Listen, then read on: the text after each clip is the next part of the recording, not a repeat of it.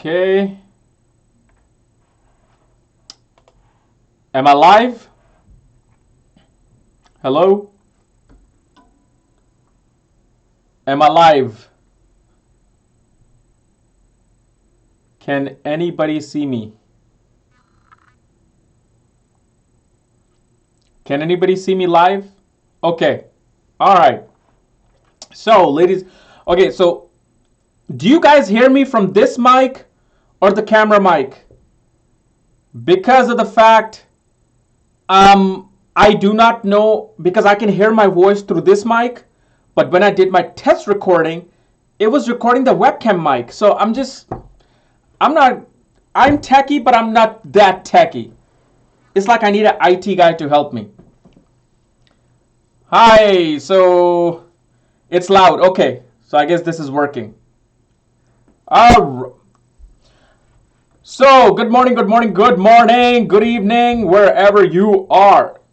Welcome to almost proper live streaming of KRSchannel.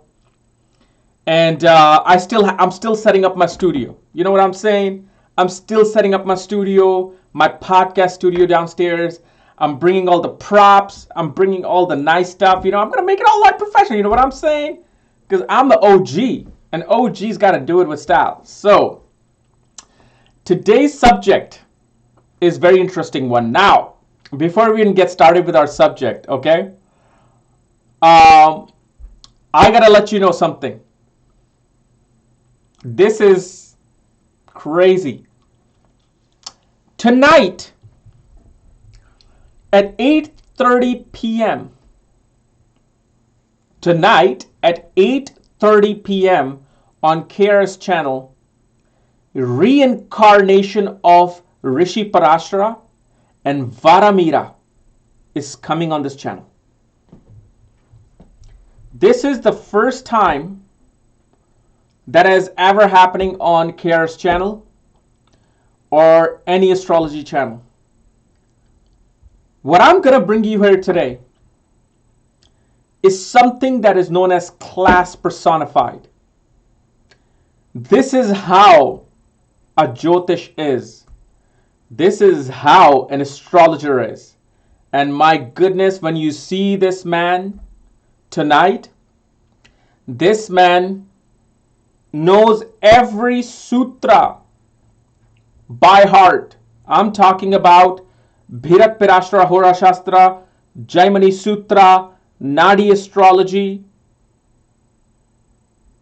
I'm talking about Palat Dipika, Jatak Parijata, Jatak Bharanam. You name it, Dharav Nadi, Jiva Nadi. I mean, this is going to be good. Tonight is going to be a good night. I mean, I'm talking about one of the best interviews I'll ever do tonight. And tonight's interview on KRSchannel is going to be a game changer. In the world of astrology, it's going to be a game changer. So I'm telling you, nope, it's not K.N. Rao. It is somebody similar, but not K.N. Rao. It's not K.N. Rao, it's not Sanjay Rathji, it is somebody completely different. You guys have not heard of this man. You guys, I don't even think you guys have read this man's books. I don't think you guys have ever witnessed him. But he's coming tonight. And I am so thrilled.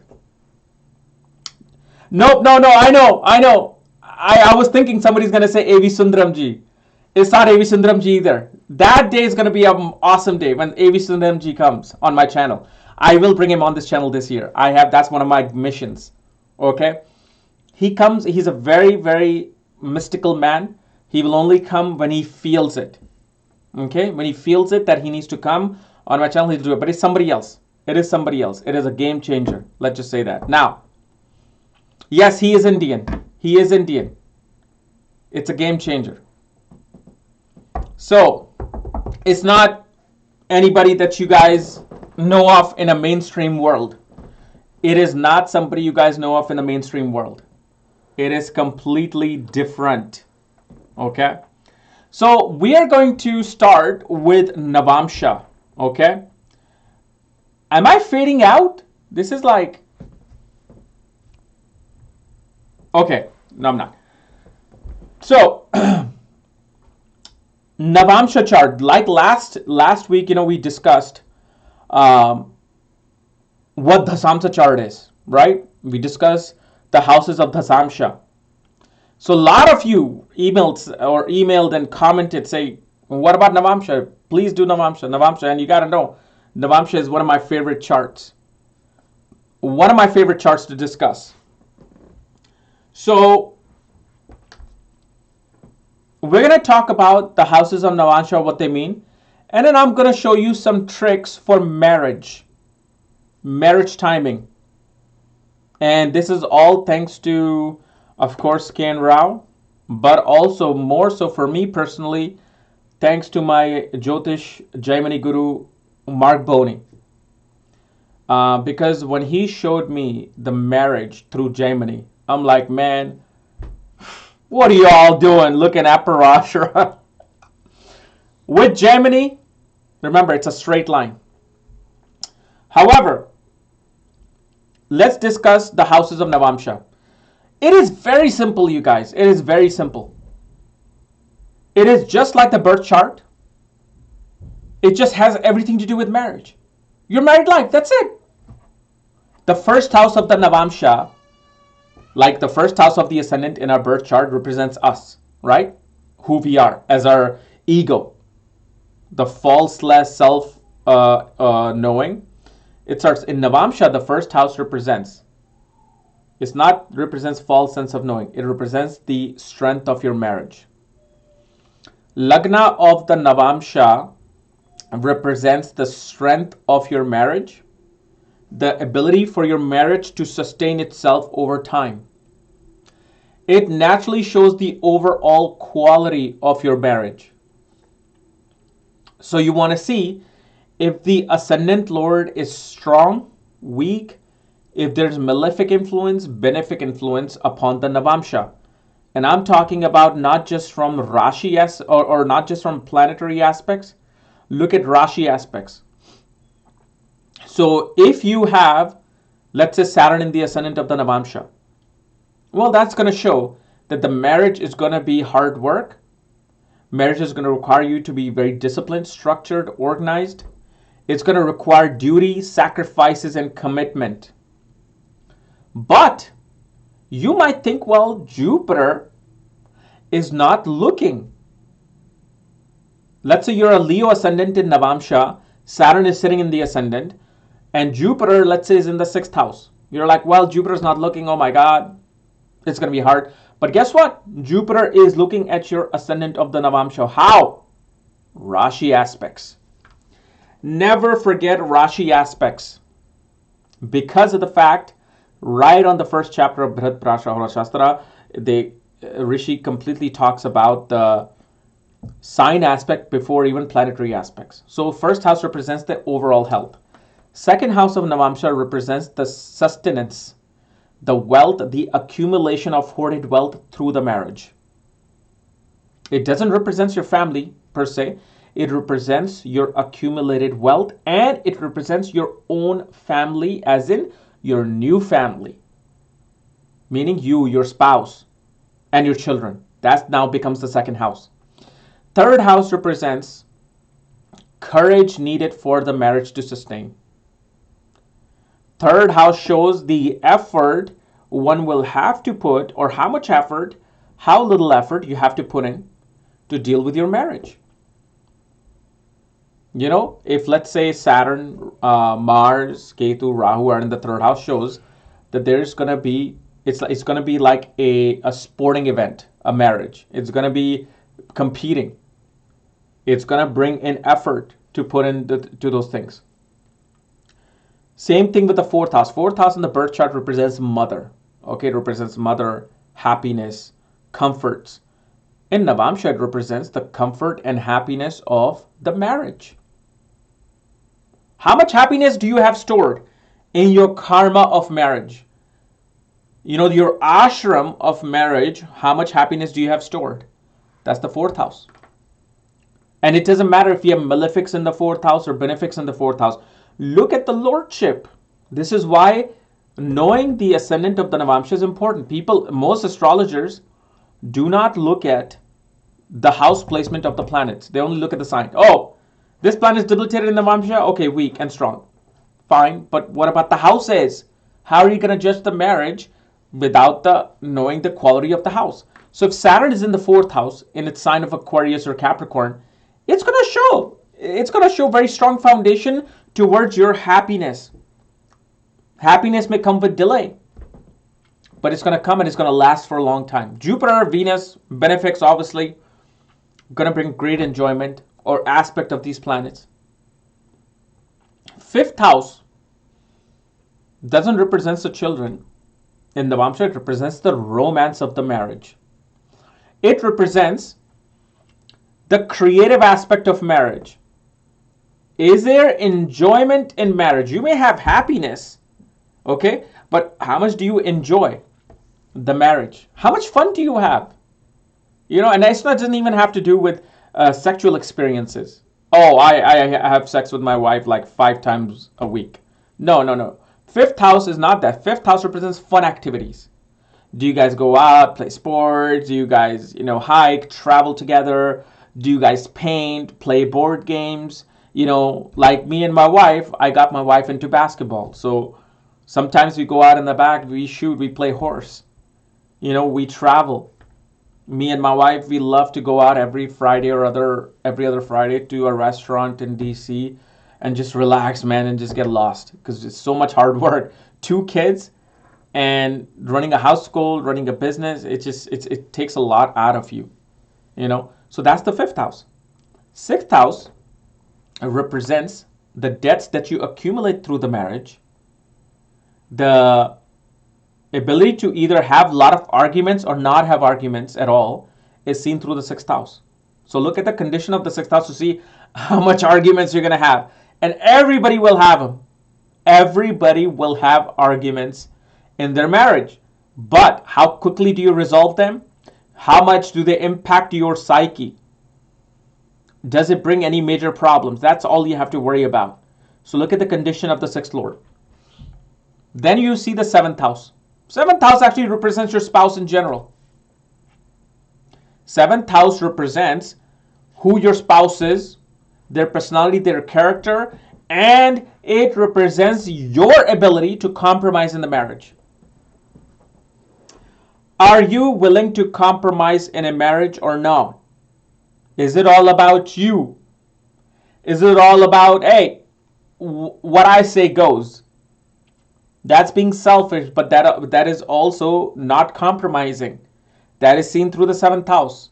So malefic impact, or especially Jupiter in the 7th house, may make you a little bit selfish about your needs in life. Then you look at the 8th house.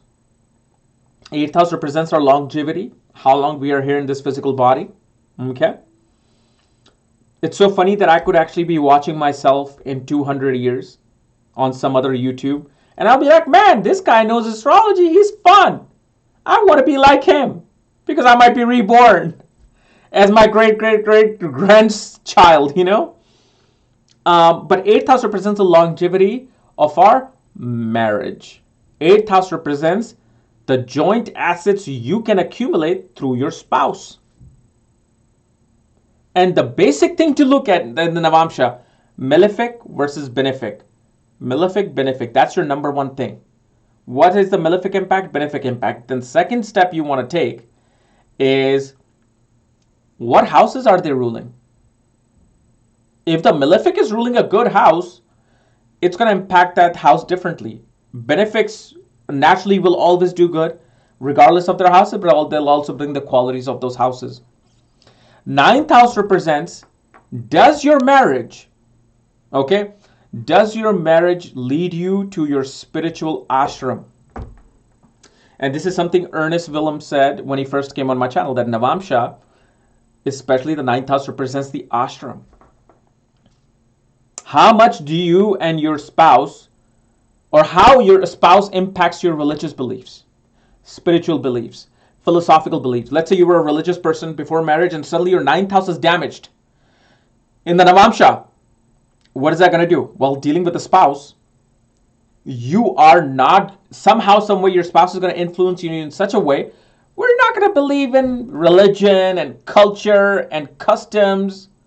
You won't really care to go to the temple or mosque or church anymore. So that's what happens. And I have seen these examples. You know, after like I'm testing these examples, like back in 2000, I think 11, I literally tested this on like 25 people out of like what, 100? And the ones that had the malefic, the 25 that had the malefic impact in the ninth house, definitely changed their ability to believe in something or believe in the higher self. But for the malefics that were impacting the ninth house, if they hold the good houses, like ninth lord in the ninth house, Mars, ninth lord in the ninth house, Saturn, that's actually good. You will become very determined and disciplined. But if Mars rules the sixth house in Navamsha, sits in the ninth house, well, you're going to start making argument against religion, against higher beliefs, authorities, even your own father. This is why it says marriage changes you. This is why Navamsha is so important. So if your ninth house was greatly placed in the birth chart, but then in the Navamsha, like I'm telling you this alignment, somehow, some way, you're going to have arguments with your father. You may have arguments with your brother and sister-in-law within the marriage. 10th house does not represent the career, okay? It represents the image of the marriage. So like if my wife and I go somewhere, what do people think of us? What is our reputation as a married couple? That's the 10th house. So again, you got to use the malefic benefic. And remember, somehow, some way, everybody will have some malefic somewhere, some benefic somewhere. Okay? And I'll tell you the most important houses in Navamsha to really see. Then you come to the 11th house. 11th house represents the desires, hopes, vision, desires of your spouse. How much can you gain? How much desires can be met through your marriage, through the spouse? Does your spouse gives your desires a boost? And then 12th house obviously represents bed pleasures, foreign lands, donations, spiritual life. You know, it represents foreign travels. So how good is that house? So obviously malefic impact on the 12th house will be like, well, the sexual life is not that great. Or if malefic impact is there, through your marriage you spend a lot, or your spouse spends a lot of money. So this is how you look at it. It's very simple. Like next week, the next Sunday, I might, let's say, cover Drikna chart. Drikna, or I might do Saptamsa chart of children. Very easy. Nothing complicated here. Now, coming back to the Navamsha, which is the most important house that you want to see? Number one, the first house. Ascendant of the Navamsha shows how powerful your ability to get married is. Like how easily the marriage will come to you is the first house. And then you want to look at the fourth house and the sixth house. You want to see how much happiness you will gain through marriage, and will there be disputes? Because everybody talks about in marriage, right? Oh, I got divorced. Of course. Why do you got divorced? You were in dispute. Pay attention to that more than any other house. 1, 4, and 6. Now, coming to the marriage, right? Everybody wants to know marriage timing.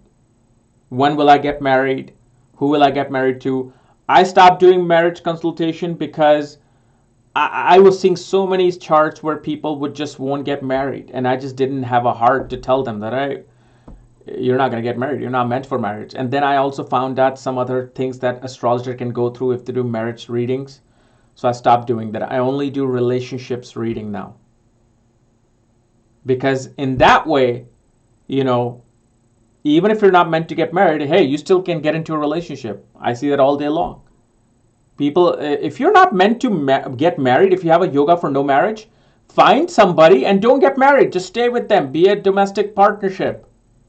Because as soon as you get legally married, then that Navamsha karma will come about. But if you can just be in a relationship, be in a relationship. Now, timing of marriage. I am going to give you the easiest way to see how your marriage is, when the marriage is going to come. According to my knowledge now that I know of, two things you have to know, especially the number one you have to know. Okay, the number one thing that you have to know for marriage is Padna Dhamsa Dhasha. Padna Dhamsa Dhasha. Remember the video that I made, that new secret Dhasha, that I implemented in my software, and that I'm actually now doing the Navamsha reading as well for people. Oh man, Padna Dhamsa Dhasha shows marriage like that, and then Chara Dhasha shows marriage like that, and both are always complementing. Always. Vimshotri may not even complement as much, but this Padna Dhamsa and Chara complement each other. Now, how do you see marriage? By Padna Dhamsa. How to calculate? I don't know how to calculate. You have to understand what's the Arudha Lagna in the birth chart. Then you take that sign and you minus something from it. I'm not good at that. I simply had my software administrator, the owner of Parashara Light, Mikhail, add the Dhasha for me. So now, like whenever you get my report, whenever you get any reading from my website, it's already included. Like the Padna Dhamsa Dhasha is already included. And I've already made a video on this called Secret Dhasha. So I don't know how to calculate that. Now, the way to see marriage, okay, look at the Dharakarka. Dharakarka is a planet with the lowest degree. Dharakarka, Venus, and the sign of Libra. Three things, look at it. Especially in Padna Dhamsa Dhasha, a marriage will occur either when Dharakarka sign-based Dhasha is in the Ascendant. Number one. Number two, if Dharakarka is 7th from a Padna Dhamsa Dhasha sign lord. 2 points. Number three, if the sign of Libra or Venus is in the Ascendant or the 7th house from the Rashi sign of the Padna Dhamsa Dhasha or the Dharakarka itself. That's it. That's it. Nothing else. Nothing else you need to know about marriage.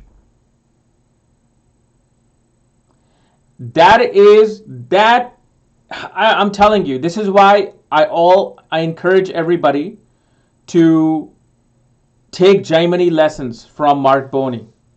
He's starting a major school this summer. And this is why I'm telling, but again, see, the thing about Gemini is very, very unusual. You will not learn Gemini if you do not have it in your horoscope. That's another thing. You can learn Parashara. Anybody can learn Parashara. The only people who will learn Gemini who have Ketu in certain houses and positions, because it then becomes part of your prarabdha karma, and it becomes part of your pending karma to learn Gemini. But if you can, try taking it, and if universe allows you, take Gemini. That's it. No need to worry about Mahadasha, Antaradasha, transits of planets. Don't even worry about transits of planets for timing of marriage. Look at the points that I gave you, and you will see. That's it. You will see that. Just worry about the 1st house, 7th house, Dharakarka, Venus, and the sign of Libra. And you can clearly see your own, or you can clearly judge that, okay, if I am meant to get married, okay, if you have analyzed it that, okay, I'm meant to get married now, well, now you can simply see by looking at these schemes, looking at just the Navamsha, look at just the Navamsha, because Padnadhamsa Dasha only works in Navamsha chart. And Navamsha is what? Chart of marriage. And that's where you find marriage. No need to like learn any secret, no need to learn anything. And especially, of course, you have to know Gemini things, like especially you have to see the Argala. Okay, so let's say, for example, you have, let's say, Libra Navamsha. Your Saturn becomes the Dharakarka sitting right in the ascendant in Libra, right? The planet with the lowest degree becomes a planet for marriage and relationships. So that is sitting in the sign of Libra.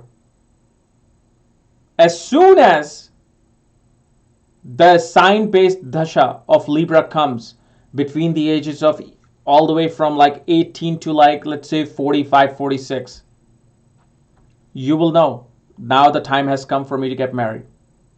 But if you also look at Argala, meaning if there are planets sitting 2nd, 4th, and 11th from any planet, that event becomes pretty much like guaranteed. That's how good Argala is. Then you have to know Viprit Argala. Planets that are obstructing that Argala. But even without that, even without knowing the Argala, you can literally come close like 85 to 90% that marriage can happen in this year. Now, obviously, transits will help, like Jupiter and Saturn double transit, all that. But with Padnadhamsa Dasha, you don't need transit. That's what I have figured. After really like just grasping this Gemini knowledge, Gemini is like, this is it. It's gonna happen here. That's what Gemini is. Parashara astrology is well, it can happen here, and you have to see the transits. You're gonna have to see where the nakshatra lord is sitting. You have to see the Shadbala. With Gemini, it's like either you have it or you don't, and this is where it's gonna happen. And you can even look at 2 marriages, 3 marriages through Gemini. This is why I said learn Gemini. Like career itself can be determined within like 10 seconds of looking at Karakamsha Lagna or Swamsa Lagna. So again, I'll repeat that again. To find out the timing of your marriage, look at the Dharakarka position in the Navamsha and see if the sign-based dasha of Padnadhamsha is going to start soon with that sign where the Dharakarka is.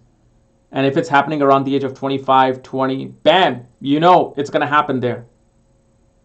Number 2, if Venus is in that same sign or the sign itself is Libra, marriage relationships are going to happen, especially marriage.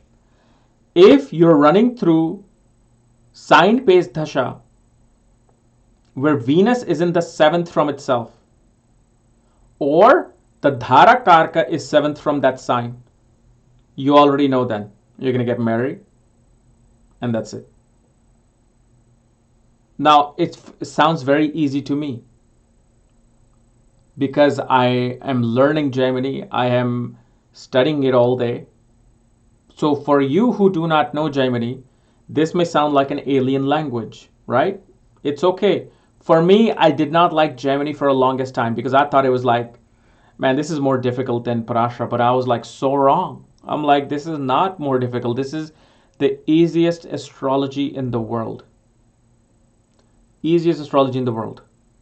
And also, if you want to know something about marriage, most of the time,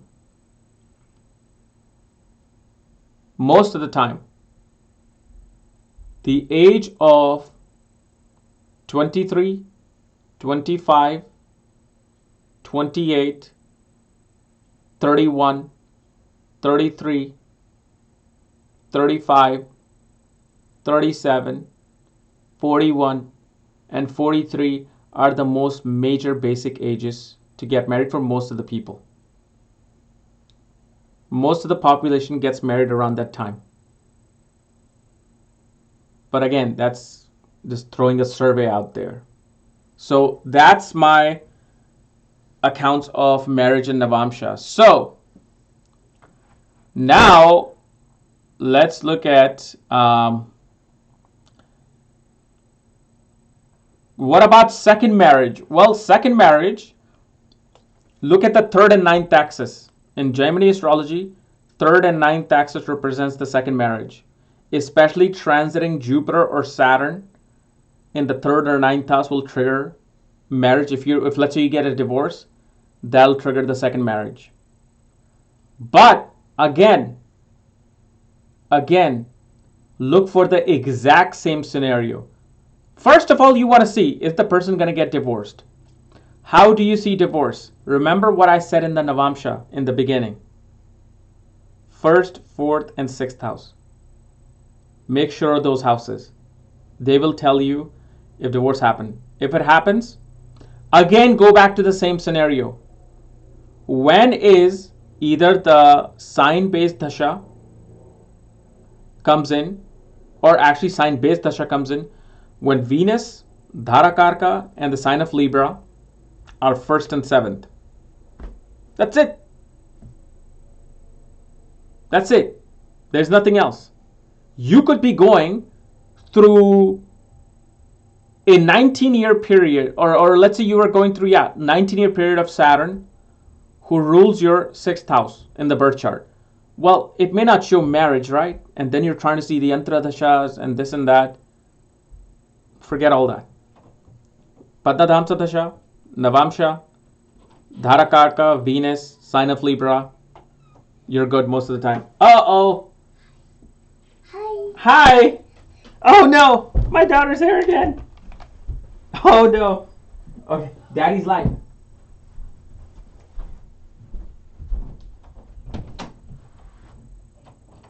How did she open this door? Oh my God. My stinkers came in again. My two little stinkers were gonna barge in. Ketu for Gemini learning tell more. Well, yeah, Ketu represent. It's funny thing.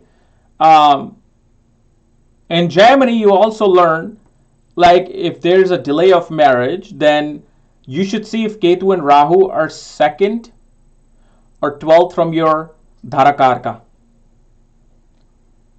So if they're second or 12th from your Dharakarka planet with the lowest degree, it'll delay the marriage. It'll show delay. You also want to see the delay of marriage comes in anytime, of course, Saturn is involved and Venus is an aspect or conjunction to Saturn, especially if Venus is in the karmic sign of Scorpio in the birth or Navamsha, especially Navamsha, marriage will be delayed. So, there's just so many things for delay of marriage. It's not even one. You should look at the ascendant of the Navamsha. Malefics in the ascendant of the Navamsha, especially Saturn, is going to delay the significance of relationship and marriage, especially marriage, because relationship will just come and go. Marriage is something that is going to be, it's like a more legalized matter, prominent thing. And also the 10th house of Navamsha becomes important when you're trying to legalize the marriage. Like how much trouble you will have trying to get your marriage certificate going.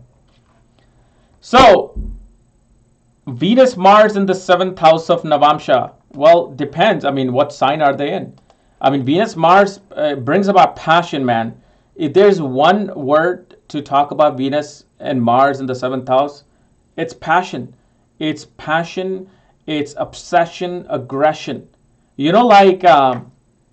You hate the fact that your spouse is very aggressive. You don't like her or him controlling you. But there's this passion because when you guys are with each other, when you guys, have a good time with each other, it's just the most passionate time. And you don't care how much you fight. it brings out that creativity, that passion within the marriage. Mars in the 9th, 10th house, what does that mean? Love marriage. Easily. Venus has to be involved with Mars. If Mars and Venus are conjunct or Mars aspects Venus, also Mars and Venus are kendra from each other.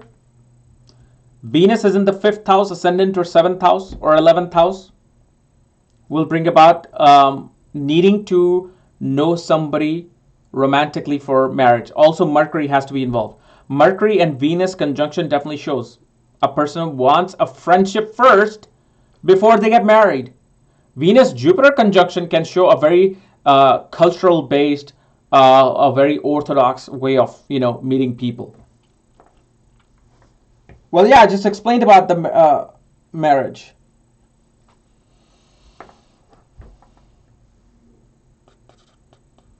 Venus Moon in the 8th house, Capricorn sign. Well, is that the birth chart or the Navamsha chart? But if they're in the 8th house, first of all, you're the kind of person who always is, you're never satisfied. And if your loved one criticizes you, like your girlfriend or boyfriend, I don't know if you're a male or female, if they criticize you a little bit or do not pay attention to you as much, you start looking elsewhere. You're always hungry for love. It's a great combination for wealth. It's a great combination for a musician, artist. But when it comes to relationship, what's happening is Moon is taking the light of Venus, because Moon is a very reflective planet. It always needs a light of something else for it to work, for it to illuminate. When it's with Venus, it's going to take all its light. So if it takes all its light, what is Venus left with? It's dry. It's like a barren land. So what happens is, for you, if you don't get that mental stimulation from the other person that, oh, you're the best, oh, I love you, oh, I just want to be with you. If they don't say that to you for even like 3 weeks or a month, you start wondering, okay, I don't like this. Maybe I should just look elsewhere. Mars in the ascendant in Sagittarius. This is a very good placement of somebody who wants to go into like police officer work, go into fields of law, security work. Somebody who obviously can be a great athlete, because Sagittarius is one of the great signs for being an athlete. So it's a very powerful position, but obviously you are very dominating and very hot-headed. Why? What is the ascendant? Ascendant is this part and above. Is this part and above. You got Mars sitting right there in the hottest sign, Sagittarius. What is going to happen? You're just going to lose your anger all the time. And especially shows, obviously, that you will have, depending upon the degree of your Mars, you will have multiple land and real estates, especially around the age of 32, 38, and 41. No, 40. Sorry. So, Moon, Gemini, Lagna, Navamsha. Well, that is definitely shows that for you, marriage, relationship, it's all about communication, travel, lust, and you want somebody who is more than a spouse. You want somebody who's a friend.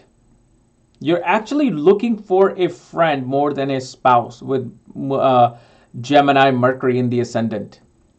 And especially because you have Gemini, Mercury in the ascendant. Shows me that you might actually get married on Thursday. Wait, hold on. Thursday, Friday, Saturday, Sunday. Okay, either Thursday or Sunday you will get married. Think about it. Why? Why will you get married on either Thursday or Sunday?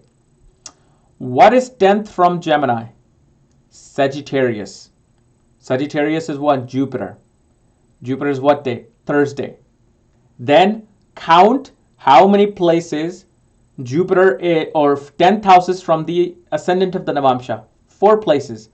Thursday, Friday, Saturday, Sunday. So that's a little trick there to see exactly which day a person might get married. Look at the planetary sign and see which day that represents.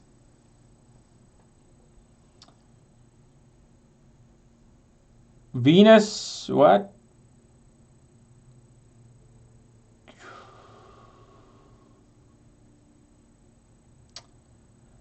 Atmakarka in the, wow.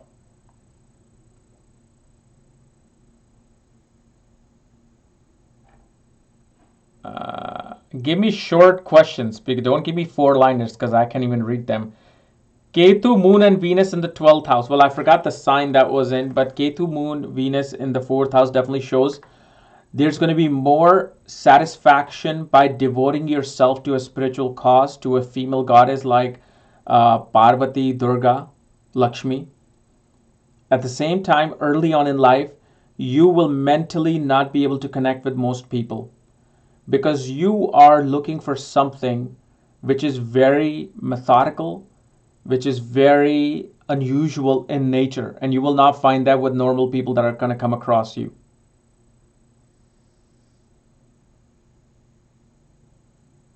Exalted Venus in the 9th house, and I guess Navamsha. Well, I mean, exalted Venus in the 9th house naturally shows devotion to Father, devotion to a higher purpose in terms of religion and philosophical activities. Definitely shows your spouse is going to be a very picky person. Venus in Pisces is a very picky person because they are now looking for something so perfect that it probably doesn't even exist. So Venus in Pisces, people think it's exalted, right? It's beautiful. Oh my God, I will get one of the best spouses. You will get it, but you might actually be rejected by that spouse for the first 2 or 3 times. Why? Because Venus represents your spouse, represents a wife for a man. If it's exalted, sure, you're going to get the most purest person. But guess what a pure person brings with them? Discipline, patience. They want somebody right, and they're willing to wait for that. You yourself might be a picky person, but obviously that depends on your other factor of the mind and of where your Mercury is, because you may always want to be in relationships. But a Venus in Pisces, the person that you will get, probably have you or maybe just one other person as a relationship. But again, nakshatra and degree placement comes into play because you want to see how Venus is in Navamsha. Is it debilitated? Well, if it's debilitated, they may sound very picky, but they're not. So Saturn in 7th house in Navamsha. Saturn in 7th house in Navamsha is actually one of the best places to have, depending upon which sign it's in. Because here's the thing, why is it that we want marriage? We want marriage so we can be in a partnership for a long duration, right? Saturn represents what? Something which takes a long time to complete, something which goes slow, steady, not too many bumps, very routine, repetitive. So Saturn in the 7th house of the Navamsha, what is it doing? It is sustaining your marriage for a long time. However, marriage will come with responsibility, sacrifice, commitment. It'll be a very practical marriage. Meaning, marriage is not going to be about, hey, honey, when are we going to have sex? No. Marriage is going to be about, our water bill is due. When is our mortgage due? Did you pay for our children's school? How much do we have in our bank again? It's going to be a very practical marriage most of the time. Like, it's going to be about real things, real situations in life.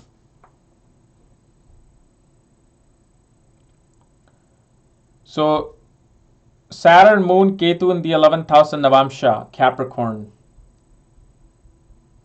Most definitely shows that your marriage will ultimately lead you to be part of a spiritual organization, and you are going to find your spiritual ashram for sure. Because your mind, as soon as you get married, your mind will not care for any material things. You will simply care for attaining that spiritual knowledge of thyself. Ketu in the first house in all divisional charts. Well, it depends. I mean, most of the time it shows that a person, this particular just one placement without knowing the signs, can show a person is simply, you have no ego in terms of, you don't know who you are. You want to have an ego, but you may not know who you are. You're always trying to find yourself through other thing that represents that chart. Ketu in the ascendant in Saptamsha of children shows that you want children not because you want children. You want children because you may think that I might know myself better by having children. I might discover something about myself. Same thing with a marriage. I do not want just marriage for companionship. I really need to know who I am. I can't figure myself out. Maybe my spouse will help me. Maybe my children will help me. Maybe my siblings should help me. That's what it is. On a very surface level. I mean, it can represent many different things in different. It can represent. See, the thing about Rahu, Ketu in divisional chart is it can be good, but they also represents curses. They represents lineage curses. They represents generational curses. They represent ancestral curses, which is pretty much the same thing. So if you read some of the classics, I mean, those things can scare you. But that's just, I just discussed the more of like innate nature.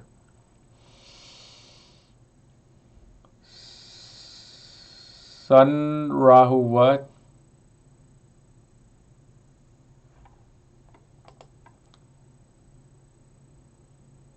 Rahu in 8th house, Magha, Leo, Navamsha. So your Rahu is in the, wait. Was it 8th house or 7th house? Sorry, this is just going so quickly. What else we got here? Vargottama, Rahu and Ketu. Vargottama, Rahu and Ketu are very, very strong. It shows that the reason of your birth is very focused. Like, you know exactly what you need, what you want from every aspect of your life. Rahu, Ketu become extremely strong in terms of showing you your mission in this life, your goals in this life, what you're here to accomplish. There's no like, your goals will not be hindered through marriage. Hey, wow, I got 200 rupees from someone. From who? This is great. I love live chat. Thank you so much. Who is this person? This was my very first live donation. Super chat. Is that what it is? Super chat? Okay, so super chat, Rahu in the 8th house and Magha in Leo. Well, naturally, this shows that within the marriage itself, you will have past life connection with your in-laws or spouse's family, meaning your ancestors might actually be coming through your spouse's family. You're connected to them. Also shows your spouse's family is of people who love to just be out there with big hugs, big love, and wanting to just pretty much get all that attention. It shows the accumulation of joint assets.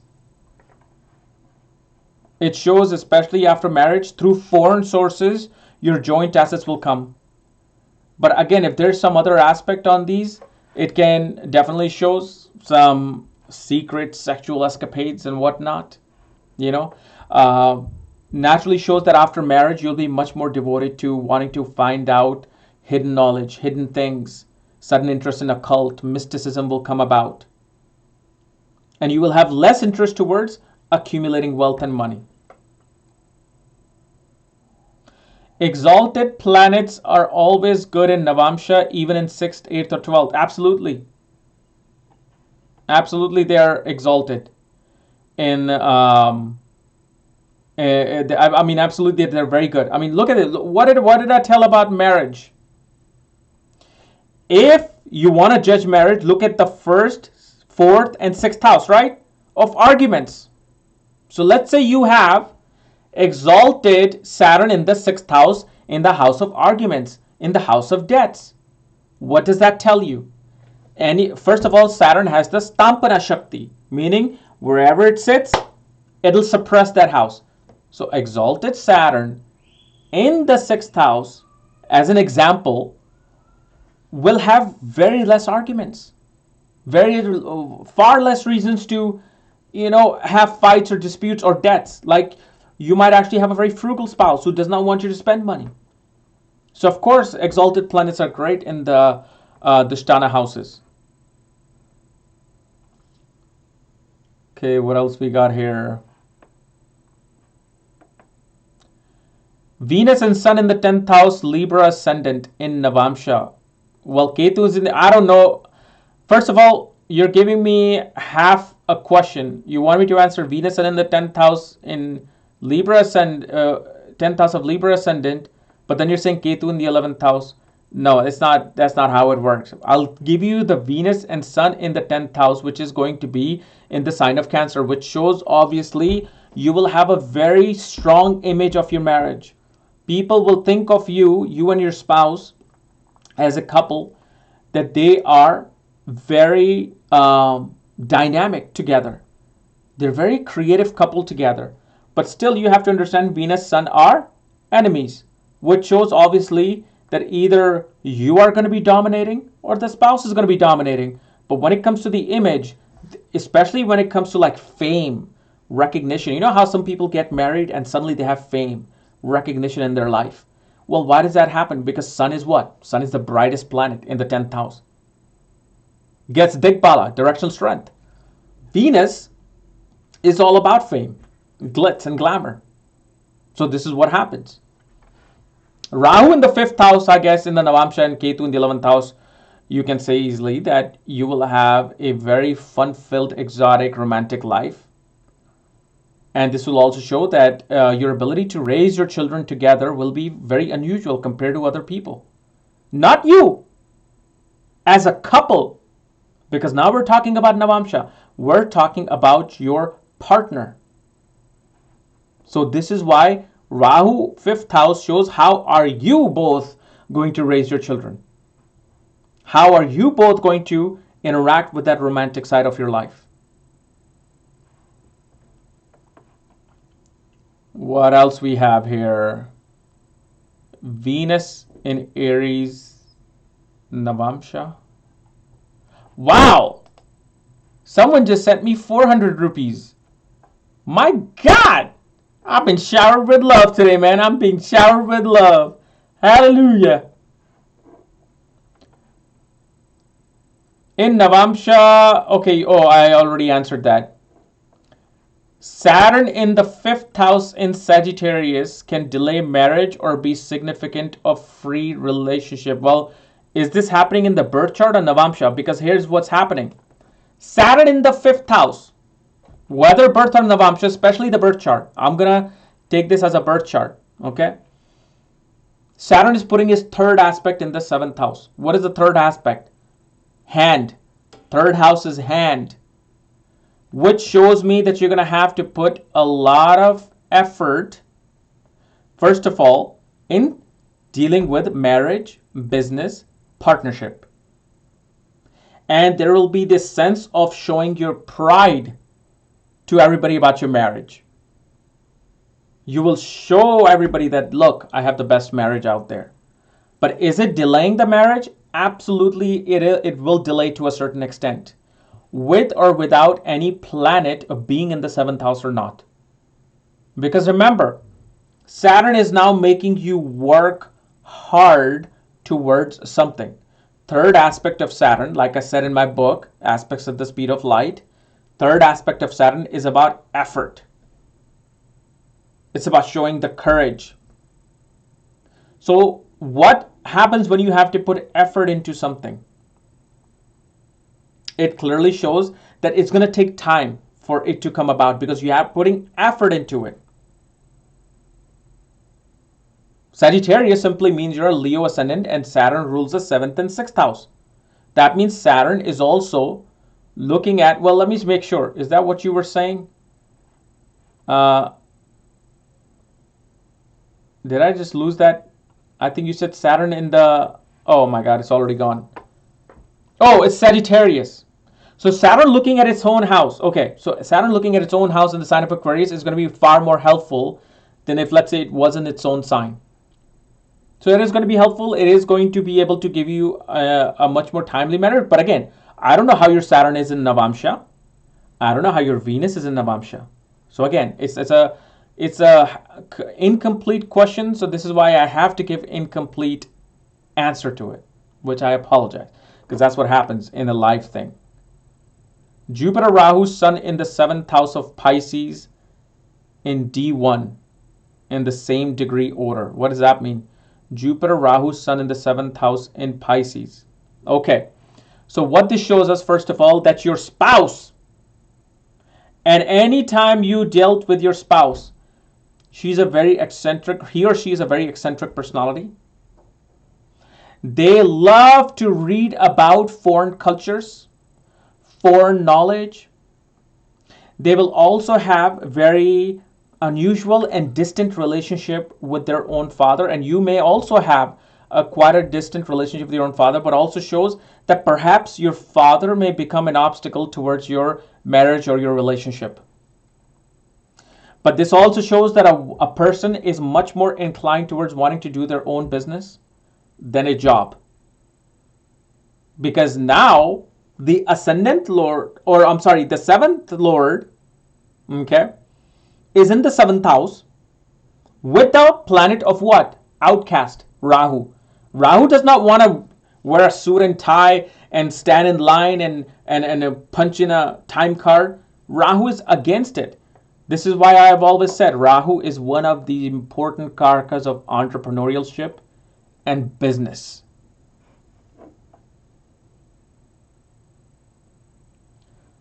Mars what?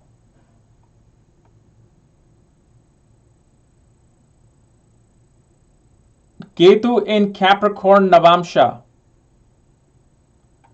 And Saturn, Rahu, conjunct in the 7th house in Capricorn. First of all, my best suggestion is, I don't know how old you are, the later you marry someone, the better it is for you. Due to the fact, you have to understand, even though Saturn is in the friendly sign of Cancer, okay, what are you doing here? Use logic. You have water sign, Cancer, right? So I have water. Well, I can't really show as an example here. Now you're putting a hot, let's say you take a cold water, you put a hot steaming rock in it. What's going to happen? Steam will come out, smoke will come out.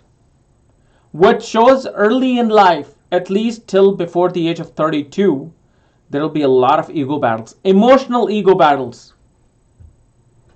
And whoever you got to understand this one thing, whoever you marry in this life, whenever you marry, they will not be subservient to you. Whether you're a male or female doesn't matter. They'll be very emotional but independent. Why? Because Rahu is there with the planet of false sense of knowing, which is Sun, ego. They will bring out their ego if you try to control them. Ketu in the Ascendant clearly shows me you are all about the other person. You're trying to know yourself through the other person. Leo Navamsha. What is it? Oh my God, it's going so fast. Leo Navamsha, 6th and 7th Lord Saturn exalted. So, Saturn is in the 3rd house exalted. Most definitely shows with little effort, when you put just a little effort in your marriage, you will resolve everything. Let's say your spouse gets mad at you, which activates what? The 6th house of arguments. Saturn is exalted in the 3rd house of efforts. If you watch the beginning of this video, I said clearly, if the 3rd house in the Navamsha represents the courage and the effort you have to put in to sustain your marriage. Exalted planet there. clearly shows that with a little bit of effort, because Saturn is still effort, a little bit of effort, you will be able to resolve everything in your life. And marriage is definitely going, first of all, also, through marriage, you will be suddenly, let's say you are a government worker, okay? You are an IAS officer. As soon as you get married, suddenly you will be like, you know what? I want to do my own business. I want to work for myself. Why?